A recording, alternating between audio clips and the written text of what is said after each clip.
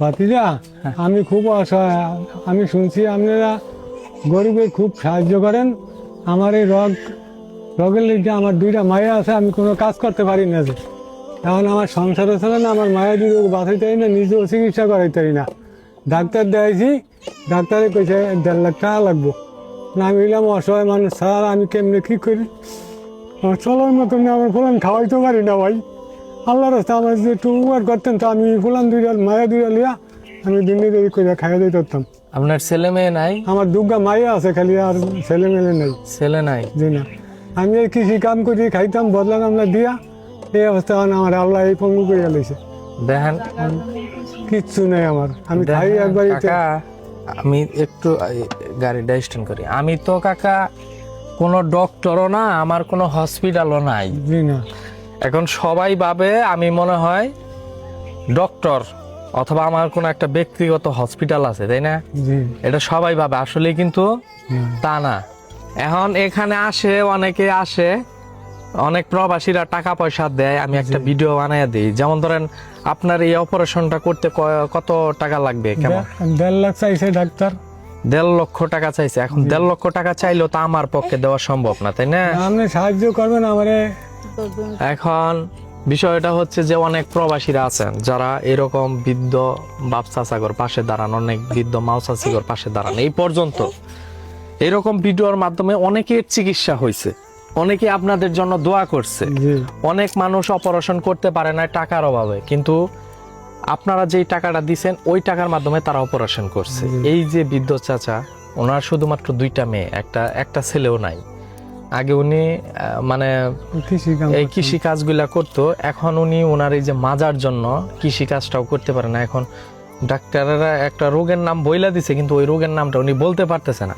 ওনার রোগ নাকি কি একটা সমস্যা হয়েছে। এখন আপনারা যদি এই বৃদ্ধ চাচাটির মুখের দিকে তাকাইয়া যদি কিছু হইলেও পারতেন, উনি বেশিক্ষণ দাঁড়ায় থাকতে পারে না, উনি কাঁপতাছে, দেখতে পাচ্ছেন। আপনারা ওনার মুখের দিকে তাকায় যদি আপনাদের সাধ্য অনুযায়ী ওনাকে কিছু দিতেন। এখন আপনি যদি কিছু বলতেন চাচা, আরো কিছু যদি বলতেন। আল্লাহ নস্তে আমার একটু সাহায্য করিয়া আমার বাঁচান। আমি গরিব মানুষ, আমার দুনিয়াতে কেউ নাই, আমার পুরানো নাই। ওই দুর্গা মাইয়া আছে আমার ছোটো ছোটো, ওই আর দিয়ে আমি সংসার চালিয়ে খাইছি এত বছর। এখন আপনি যদি আমার একটু উপকার করেন, সাহায্য করেন, আপনার সাহায্যতে আমি ওই বাচ্চা দিয়ে লিয়ে কোনো রকম বাচ্চা দিতারুম আপনাকে সাহায্যে। নাহলে আমার কোনো বাসার আল্লাহ হায়াত রাখলো আমি গর্তনে উঠতারুম না, আর চললেও খাইতারুম না।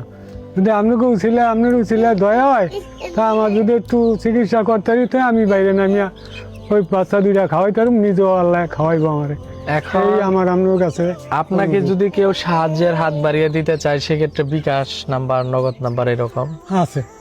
আপনারা যদি ওনাকে আপনাদের সাহায্যের হাত বাড়িয়ে দিতে চান, সেক্ষেত্রে আমি একটা বিকাশ নাম্বার বলে দিচ্ছি, 01754818529। এটা হচ্ছে ওনার বিকাশ নাম্বার। আপনারা যে যার সাধ্য অনুযায়ী ওনাদেরকে দেওয়ার চেষ্টা করবেন। যারা দিতে পারবেন তো দিবেন, আর যারা না দিতে পারবেন তারা অবশ্যই ভিডিওটা একটু শেয়ার করবেন। আসলে সত্যি কথা বলতে বাংলাদেশে হাজারো লক্ষ কোটি মানুষ আছে যারা হাঁটতে পারে না, খাইতে পারে না, অনেক অসহায় মানুষ আছে। ওনার মতন অনেক মানুষ আছে। ওনার তো আর ছেলে নাই, ওনার 2টা মেয়ে আছে। এখন ছেলে থাকলে বাবাকে চালাইতে পারে, খাওয়াইতে পারে। এখন উনি যে নিজে কাজ করে খাবো, ওই কাজ করে খাওয়ার শক্তি ওনার এখন বর্তমানে নাই। এখন ওনাকে ওই লাঠি ভর করে হাঁটতে হয়। একটা মানুষ কখন মানুষের কাছে হাত পাতে? যখন তার টাকা পয়সা থাকে না, কামাই রুজি করার মতন কোনো লোকজন থাকে না, তখনই কিন্তু একটা মানুষ একটা মানুষের কাছে হাত পাতে। অনেক প্রবাসী ভাই ব্রাদার আছেন যারা প্রবাসে থাকেন, অসহায় মানুষের পাশে দাঁড়ান। আবার বাংলাদেশেও অনেক হাজারো যুবক আছেন যারা অসহায় মানুষের পাশে দাঁড়ান, মানুষের দুঃখ কষ্ট সহ্য করতে পারেন না, সহ্য করতে না পেরেই কিন্তু মানুষের পাশে দাঁড়ায়। তো আপনারা যে যার সাধ্য অনুযায়ী দেওয়ার চেষ্টা করবেন। আসলে উনি খুব কষ্টে এখানে দাঁড়িয়ে আছে। যাই হোক, আপনারা যে যেখানেই থাকেন ভালো থাকেন, সুস্থ থাকেন। আল্লাহ হাফেজ।